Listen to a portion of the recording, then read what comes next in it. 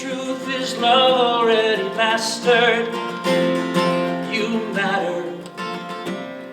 You matter.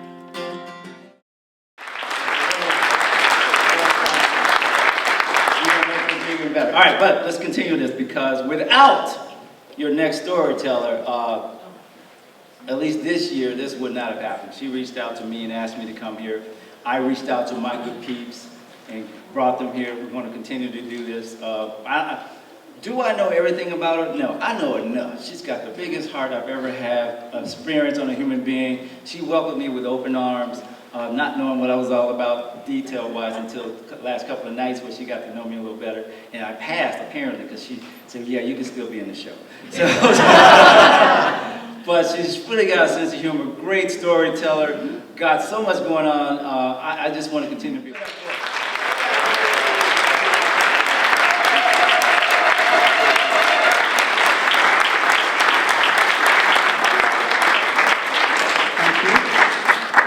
We have been connecting stories in many different ways, and many ancestors and stories that go back. This is a story that I hope to connect with people who have mentioned various things that we don't talk about in public in the course of the conference. Zoom, zoom. Zoom, zoom. What is it? Is it an animal? Is it a person? Is it a machine? Vroom, zoom, zoom.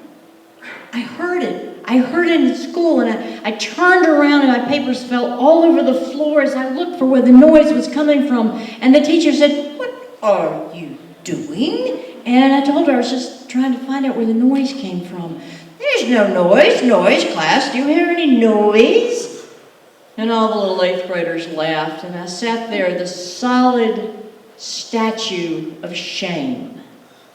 The next day, when the urchins and the boom-booms and the berzooms came again, and I turned around and knocked everything down, I was sent to the headmistress's office and demoted to a lesser math class because clearly I was disrupting the other children and belonged somewhere else. I didn't want to hear that word disruptive, because when my mother heard the word disruptive, she was going to give me a tongue licking that was going to last for the rest of my life. Because she began my hope chest at birth. She had a closet full of china right off the bat. Only I wanted to be outside, playing, running, shooting baskets, hitting tennis balls. So I was assigned to bathroom duty for a month. I'm at the Drano and the peroxide and the Comet and the bleach, so I could scrub up to Mama's sanitation expectations. It was 1962, a small town in Virginia where segregation rules. And desegregation is going to be stopped by taking public dollars and opening up little small private schools, giving scholarships to people who couldn't afford it, like me, all on public dollars. My mother was ecstatic, partially because she was just a little bit racist. She believed in equal, but separate. And the school was right down the hill from our house, and you just can't be too careful these days. I just need to keep up with you. I need to hold you close, tightening the noose she always had around my neck. So there I was, the chubby, charity, friendless kid in a private school. I'm walking home, it's cold that fall, and I hear a noise, rustling in the grass, and it was sweet smelling. A lot of people were burning their leaves. And I get a little further, and I really think I hear my name. Marian, where are you? I asked, because I couldn't see anybody. Everywhere. Who are you? I asked. Lorenzo. Let's have some fun. Now, I was a kid that didn't have any friends, so even an invisible one seemed like a good idea. And we did have fun, but Lorenzo was, well, he was naughty. And we were knocking out street lights and bending over mailboxes and getting my brother's chemistry set and getting the Bunsen burner and turning it on and sort of catching Mama's cabinets on fire. But then he got really mean, and he made me take a chunk of rock and hit my brother upside the head, and you could see the blood dripping down. And I went, Lorenzo, I can't play with you anymore. And he got mean. I said, I can't. You do terrible things. And he told me that I would do what he said, or he would slice Mama's neck. He might take a knife to my father's back.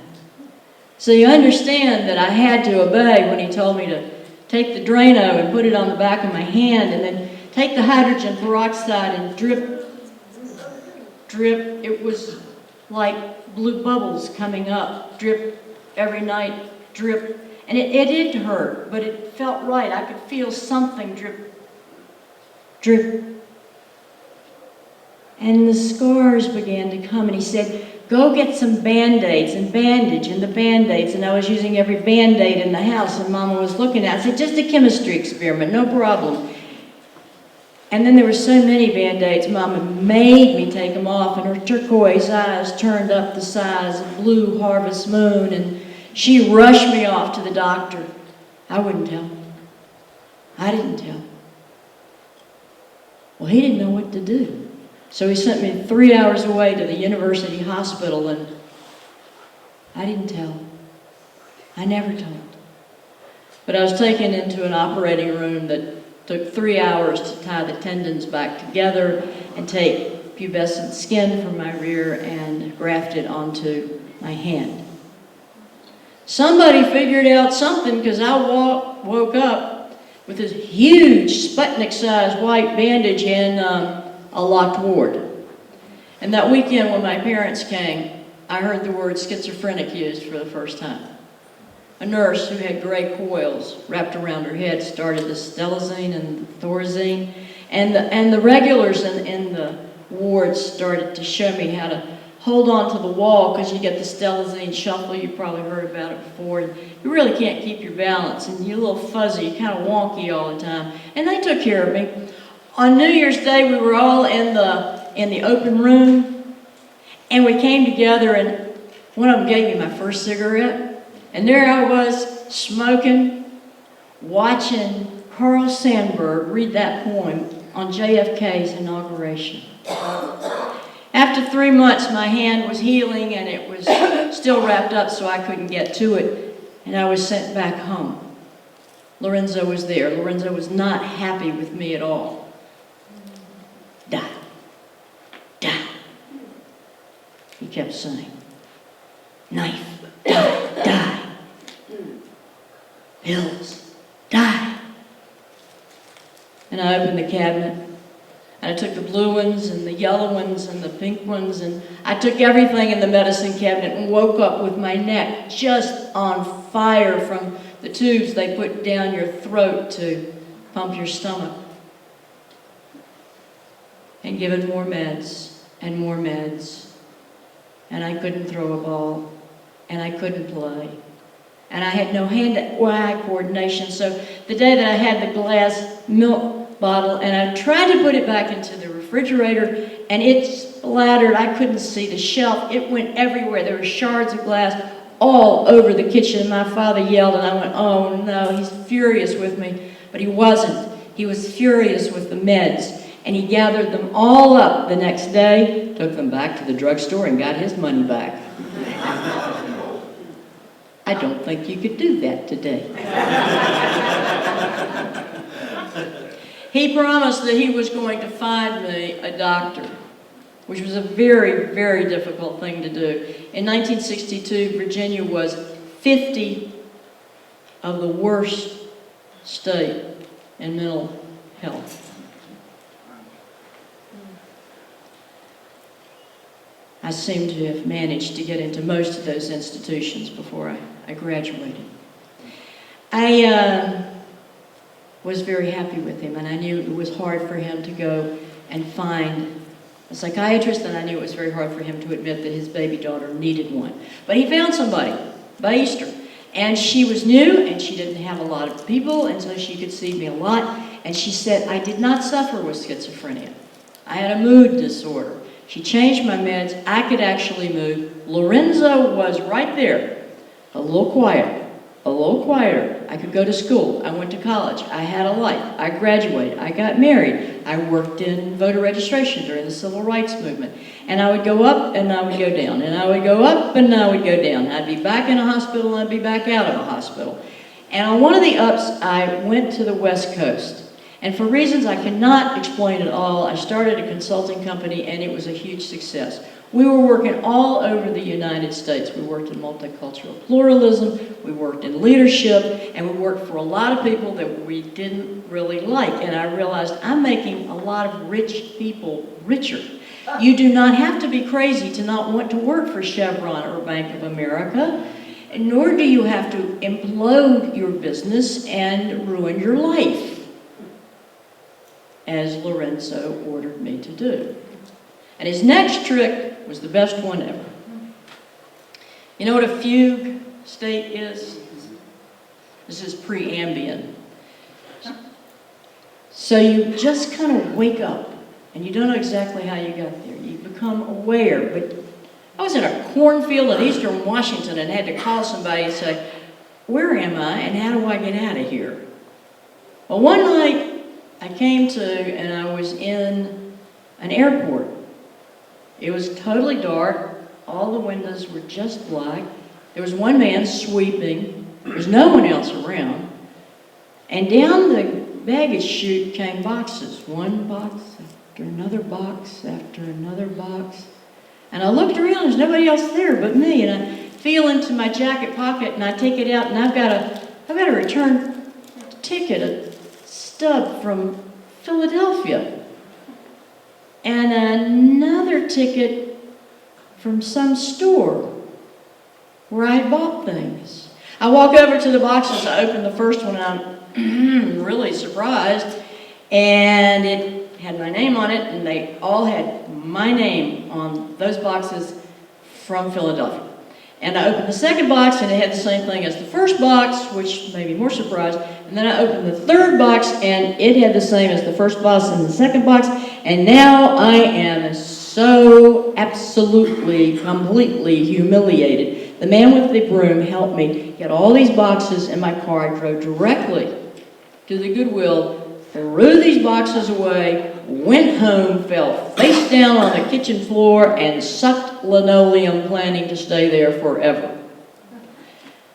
But I have friends, and they realized I wasn't around. I wasn't answering the phone. I also wasn't eating, I wasn't sleeping, and I wasn't doing any of those other things. The activities of daily living, the doctors call them. So they came and they got me to a counselor, they got me to a therapist, the therapist got me to a psychiatrist, the psychiatrist got me on meds, off those meds, new cocktails, off those meds, more cocktails. This therapist stayed with me. She has the patience of the beatific. She let me just run a hole in her rug as I walked, and I just went this way and that way, and finally I told about Lorenzo. And I told her how much I wanted him to just go away. And she looked at me and said, Lorenzo is not going away. Your hope is that you learn to live with him. And I was furious. I have to live with this mean, rotten devil who's messed up my life, and I don't want to do that. And what's my choice? What is my other choice? So I take my pills. I go to my counselor. I have a scar on the back of my hand. But in these two hands, I have a big, beautiful, and I hope to God, helpful life. And if I forget that I want to live it, I have one green Easter basket. And I reach into it and I get a handful of hope. And I get another handful of hope. I get hope that can spread all the way around the world and share it.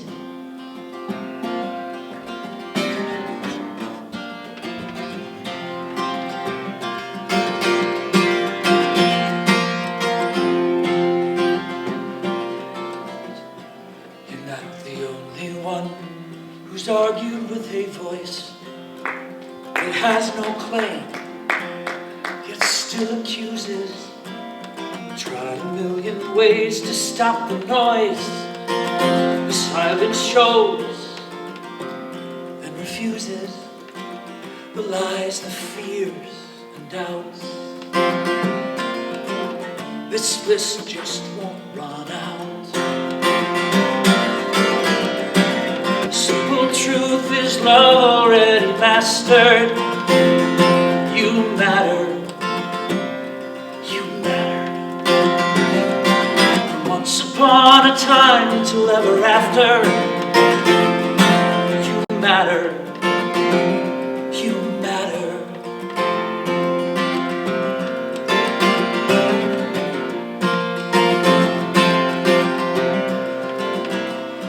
There are moments of regret in every life, so take a breath. Please remember, falling down, struggling to rise, the wide extremes of storms you've weathered, those clouds keep rolling in. Feels like they will not end. Simple truth is love already mastered. You matter. You matter. From once upon a time till ever after. You matter. You matter. Take a moment now and breathe it in. Your tingling skin and surrender. And if the tears should come, let them flow. You know that they know, yes they remember. Simple truth is love already mastered. You matter. You matter. From once upon a time till ever after. You matter. You matter.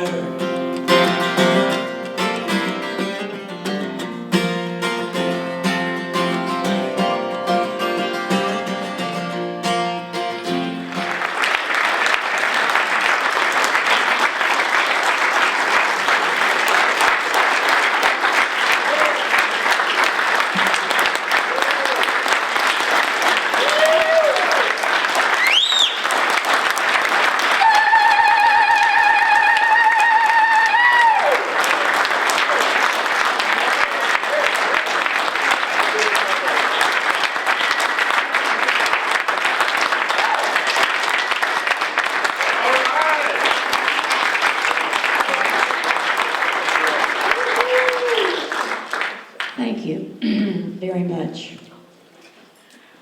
Without Jeanette Lundgren, there would be no storytelling. There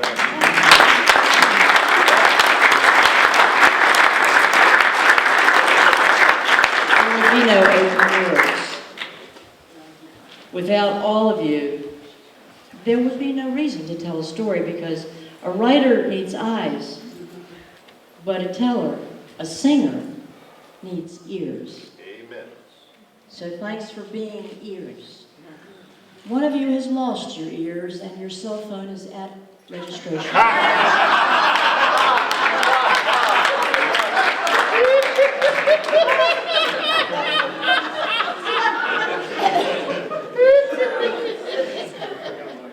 Without the sound people, we would not have a show.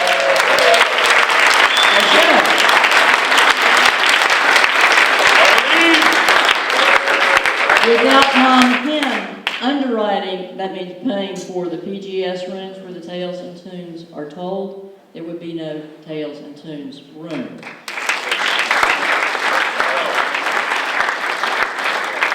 Without Carrie Patrick Clark to end our show, and come join us.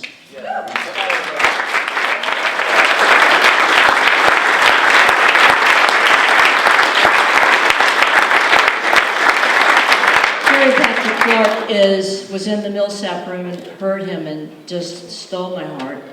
And he uses his voice, he uses his song to give hope. Stories connect and give us hope. Amen. And we can all make an individual contribution. If you like having stories at Far West, let them know. Yeah. You like the Story Expo? Let Far West know.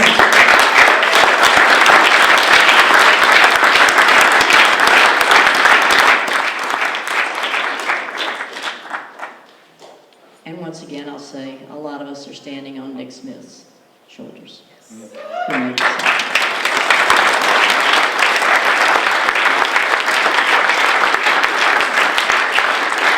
You all matter, we matter, music matters. Have the courage, all of us, if we hold each other's hands, we are going to survive. And we are going to bring our young into a world where there are blue skies, no plastic forks. Simple truth is love already mastered. You matter. You matter. From once upon a time till ever after. You matter. You matter.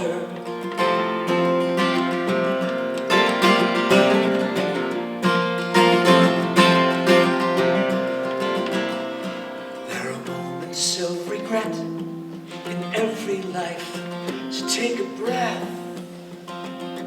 Please remember